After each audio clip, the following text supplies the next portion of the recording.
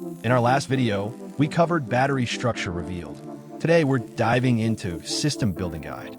This battery supports up to 16 batteries in parallel communication, which can be expanded to a maximum of 12 volts, 1600 amp hours system, up to 20.48 kilowatt hours. All right, let's move on to the hands-on part, building the energy storage system.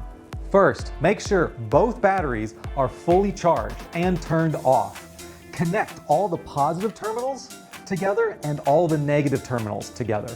Next, connect the battery to the external device via the RS485 or the CAN-I port, depending on which communication method the device supports.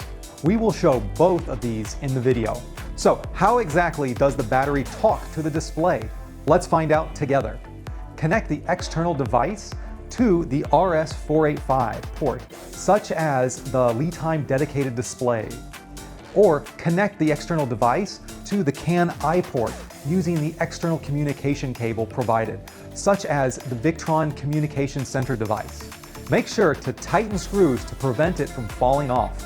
Then use the included parallel communication cable to connect the remaining CAN-P port on this battery to any communication port of the other batteries. Make sure to tighten the screws of all communication cables to achieve a waterproof seal. Our R&D team knew many of you folks use batteries in bumpy places like RVs or boats, so we added secure screws to the communication cables. Nice touch, right? This means you can trust it in even shaky and humid conditions. Press any of the battery buttons for system power up.